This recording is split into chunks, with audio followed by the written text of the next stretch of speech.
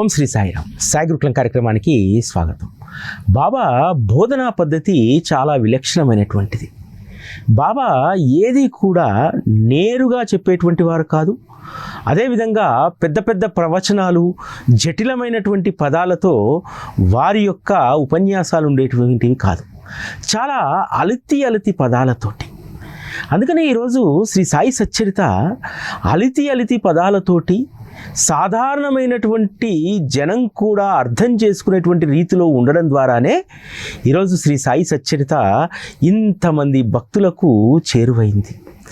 బాబా తమ వద్దకు వచ్చినటువంటి భక్తులకు ఏదైనా చెప్పదలుచుకుంటే చాలా సందర్భాల్లో నేరుగా చెప్పేటువంటి వారు కాదు. భక్తుడు వారి యొక్క అభిమతాన్ని గ్రహించేలాగా వారి చర్యలు ఉండేటువంటివి.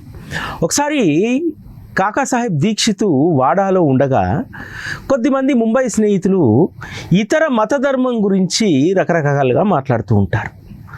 వారు మాట్లాడుతున్నటువంటి సందర్భంలో కాకాసాహెబ్ కూడా వారితో శృతి కలుపుతారు. వారు విమర్శిస్తున్నటువంటి ఆ ధర్మాన్ని తాను కూడా సమర్థిస్తూ ఉంటాడు. ఆ తర్వాత తన మిత్రులతో పాటు ద్వారకామాయికి వస్తారు.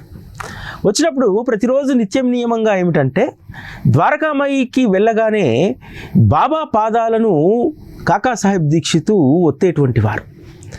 అప్పటి వరకు బాబా కాళ్ళు చాపుకొని కూర్చున్నారు ద్వారకామాయిలో. కాకాసాహెబ్ వెళ్ళి వారి పాదాల వద్ద కూర్చోగానే పాదాలను వెనక్కి తీసుకుంటారు. ఈ చర్యతో కాకాసాహెబ్కి ఏమీ అర్థం కాదు. తను బాబా పక్కన కూర్చొని ఎందుకు బాబా ఈ విధంగా చేశారు, ప్రతిరోజు నిత్య నియమంగా వారి పాదాలను ఒత్తుతానే ఈరోజు పాదాలను ఎందుకు వారు వెనక్కి తీసుకున్నారు? తర్వాత యోచిస్తాడు, బాబాకు ఇష్టం లేనటువంటి పని ఈరోజు నేను చేశాను. ఆ పనియే ఇతర మతధర్మం గురించి నేను వాళ్ళతో కలిసి గొంతు గలపడం అని చెప్పి ఎంతో బాధపడతాడు. అది గ్రహించినటువంటి బాబా మరలా కాకాసాహెబ్ను పిలిచి తన పాదాలను ఒత్తమని చెప్పి పాదాలను ముందుకు చేస్తారు. అప్పుడు కాకాసాహెబ్కు అర్థమవుతుంది, మనము ఎప్పుడూ కూడా ఎవరి గురించి చులకనగా మాట్లాడకూడదనేటువంటి విషయాన్ని కాకాసాహెబు గ్రహిస్తాడు.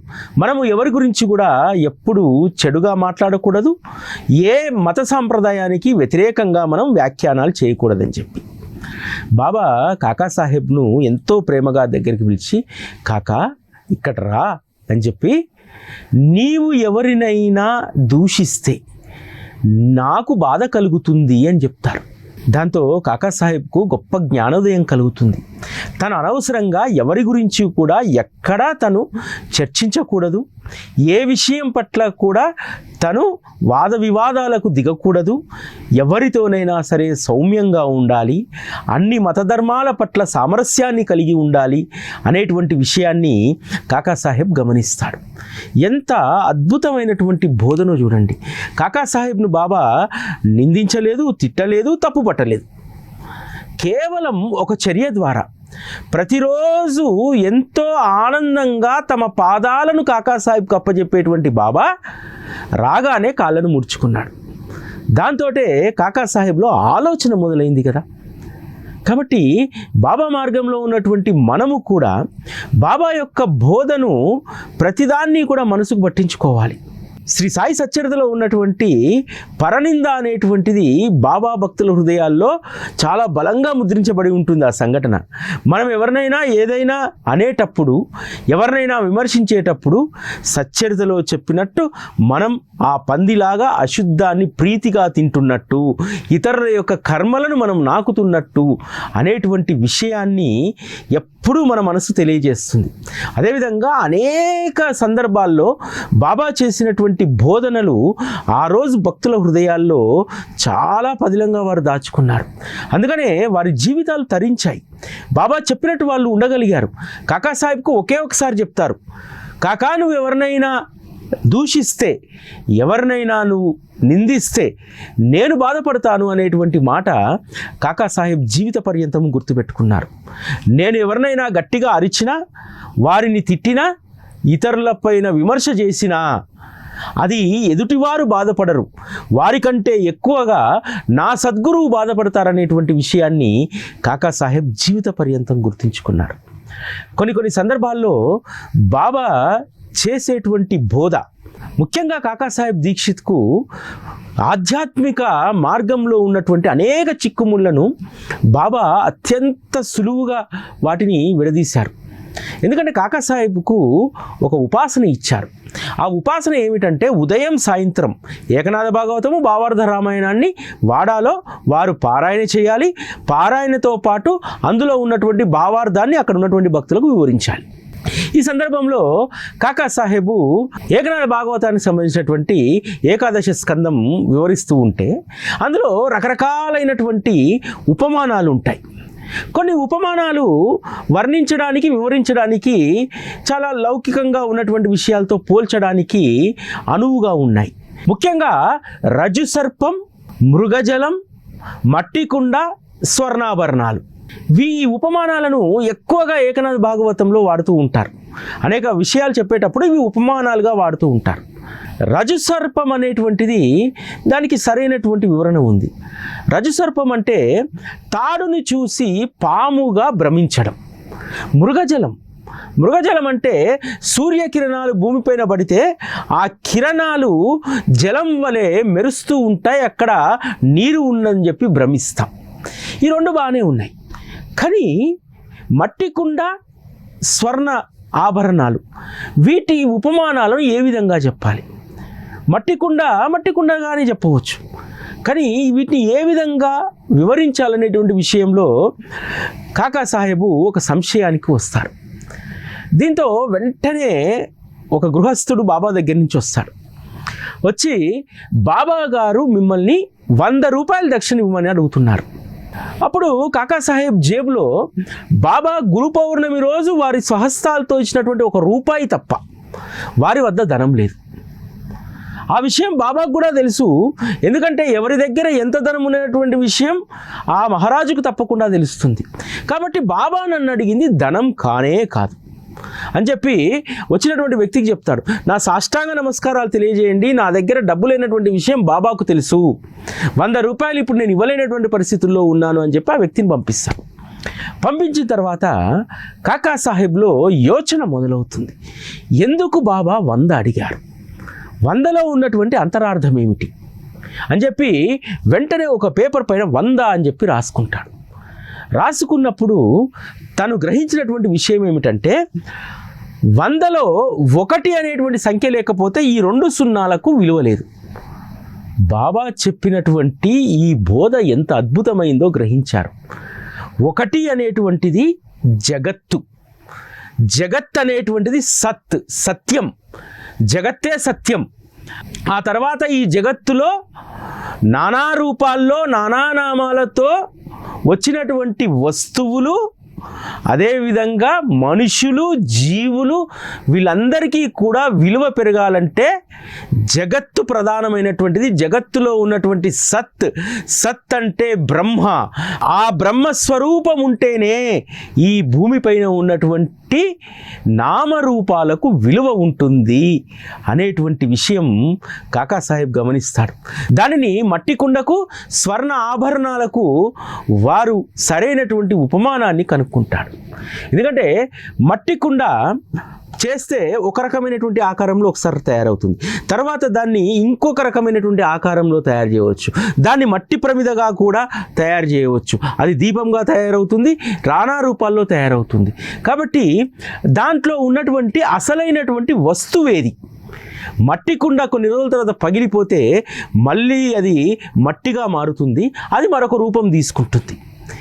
ఈ మట్టి కుండలో ఉన్నటువంటి సత్యం ఏమిటంటే ఆ మట్టి మాత్రమే శాశ్వతము, ఆ ఆకారం శాశ్వతం కాదు అనేటువంటి ఉపమానానికి మట్టి కుండను వాడాలి.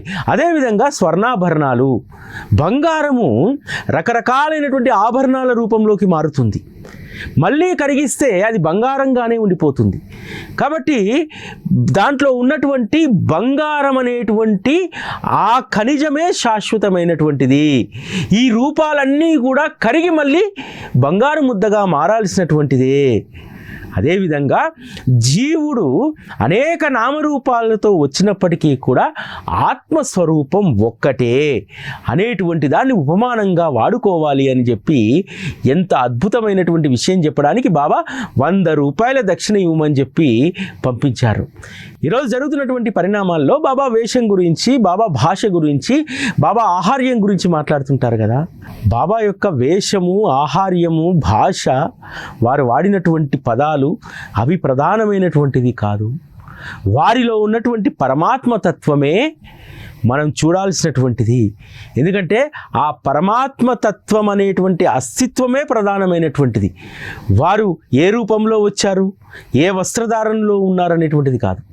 వారిలో ఉన్నటువంటి పరమాత్మ ఏ సత్యము, పరమాత్మ ఒక్కటే ఈ జగత్తులో ఉండేటువంటిది. ఆ పరమాత్మకు నామరూపాలు ఉండవు. ఏ అవతారమైనా సరే అందులో ఉండేటువంటి ఆత్మ పరమాత్మయే అనేటువంటి విషయాన్ని మనము గమనించాలి.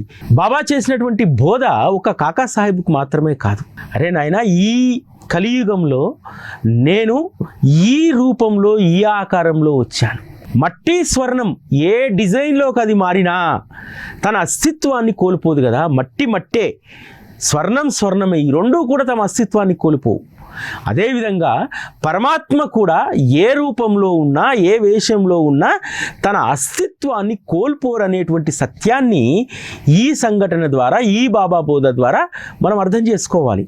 బాబా ఆయా సందర్భాల్లో వారు చేసేటువంటి బోధ ఎంత అద్భుతమైందంటే, కొంతమంది యువకులు షిరిడీకి వస్తారు.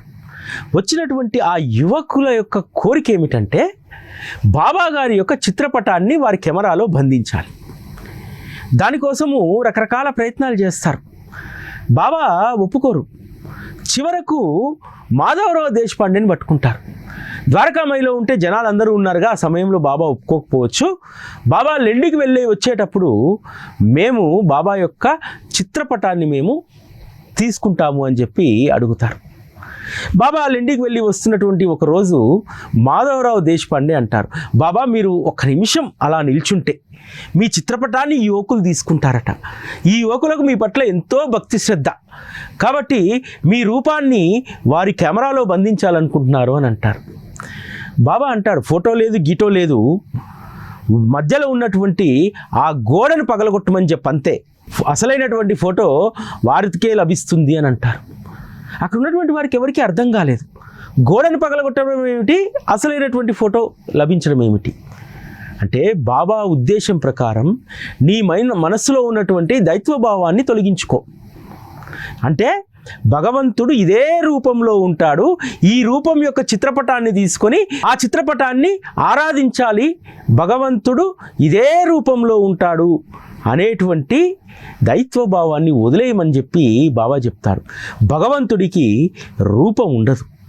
పరమాత్మ ఎప్పుడూ కూడా అనేక రకాలైనటువంటి రూపాలు తీసుకుంటూ ఉన్నా సరే ఆయన యొక్క సహజ స్థితి ఒకటే.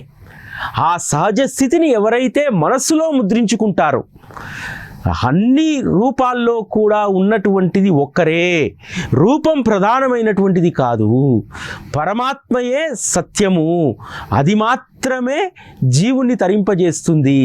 అందుకనే ఈరోజు ఏకనామము, ఏకరూపాన్ని ధ్యానించేటువంటి వారు నిజమైనటువంటి అదృష్టవంతులు. బాబా అదే చెప్తారు, నువ్వు పరమాత్మను ధ్యానించు అని చెప్తారు. నమో నారాయణాయ, నమ శివాయ, ఓం శ్రీ సాయినాథాయ.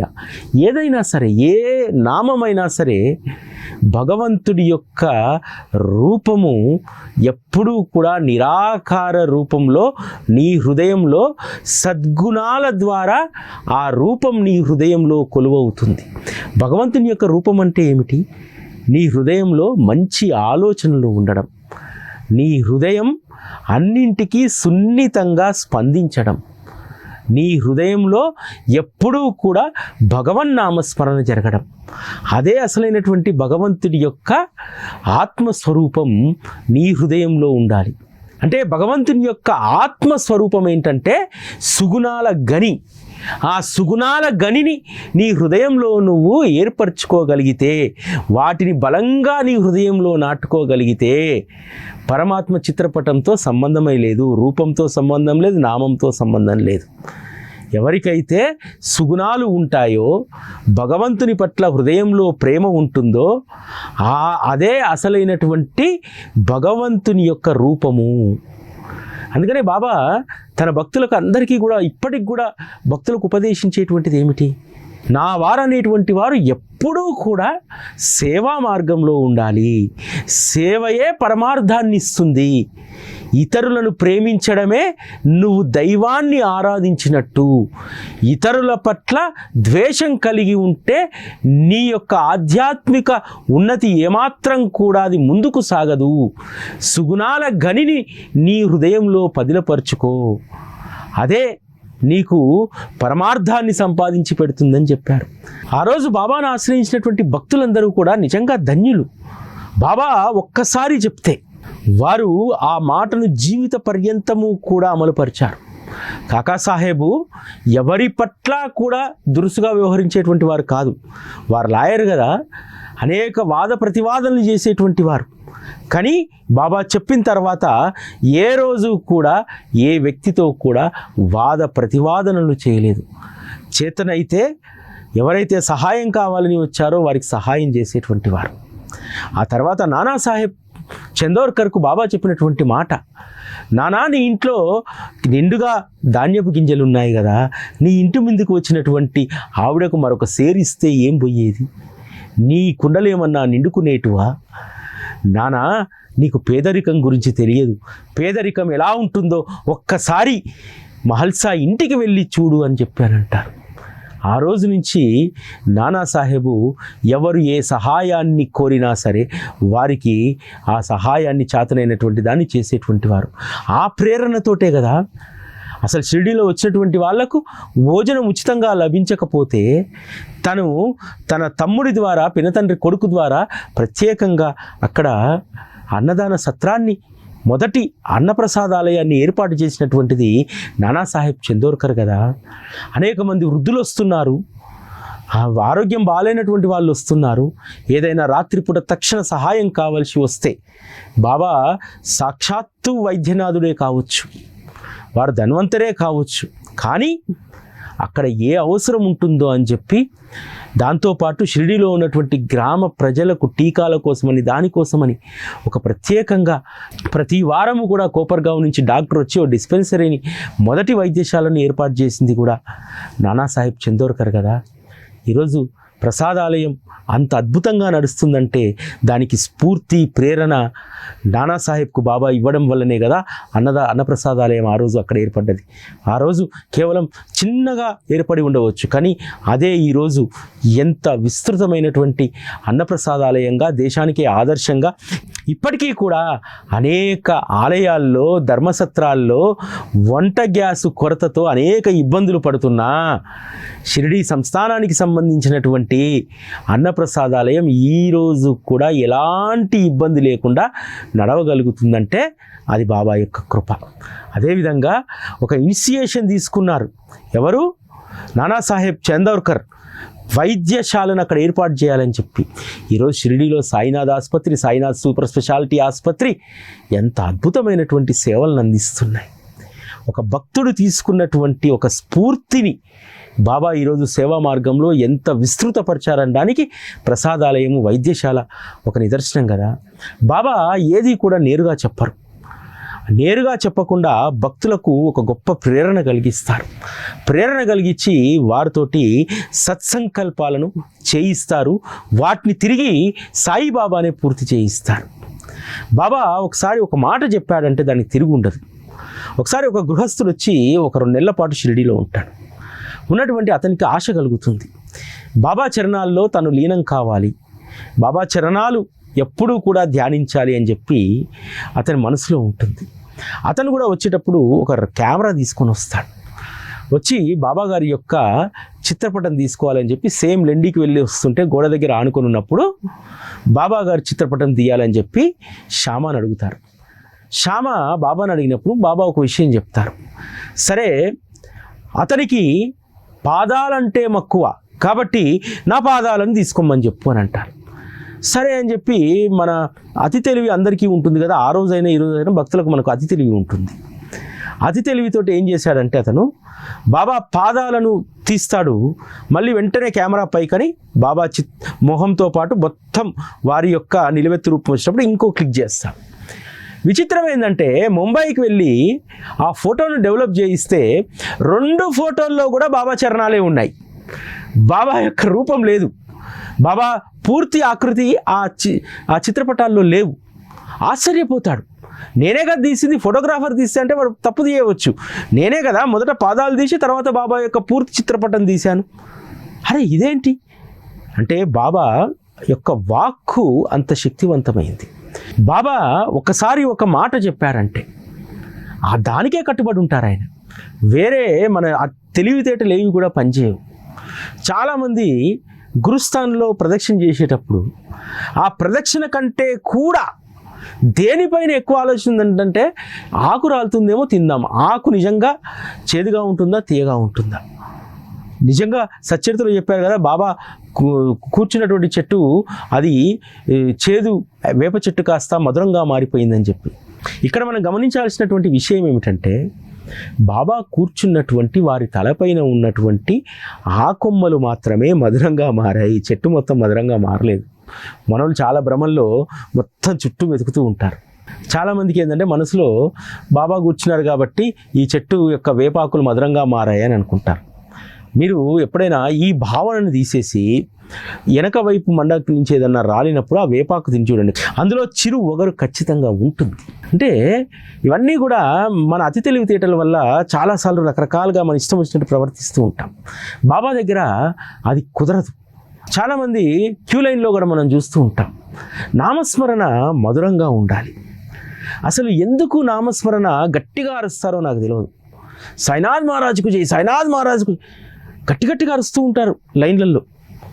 సమాధి మందిరంలోకి వచ్చిన తర్వాత కూడా అదే అరుపులు.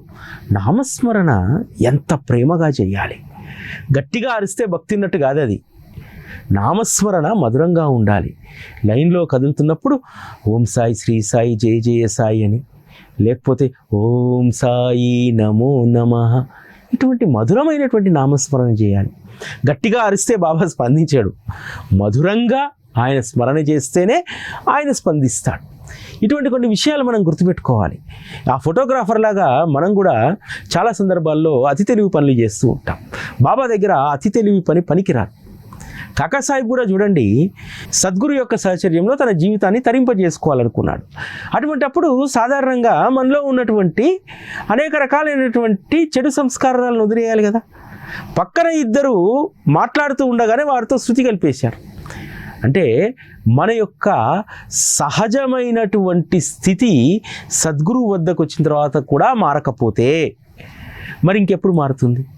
కాబట్టి సద్గురువు వద్ద మన స్వభావాలను మార్చుకోవాలి. ఆ స్వభావాలు మారకపోతే సద్గురువుతో ఎన్ని సంవత్సరాల అనుబంధం ఉన్నా అది వృధాయే.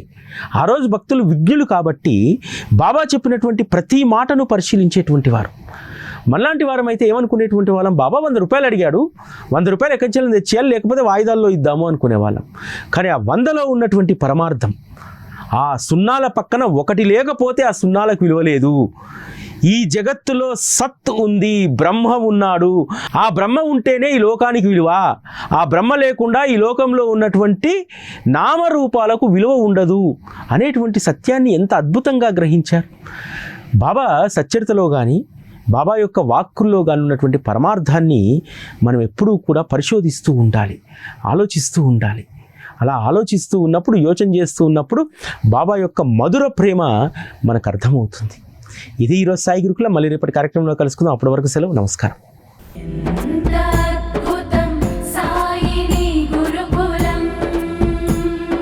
శిక్షణే తప్ప శిక్షలు లేని శరణాగతి సౌదం.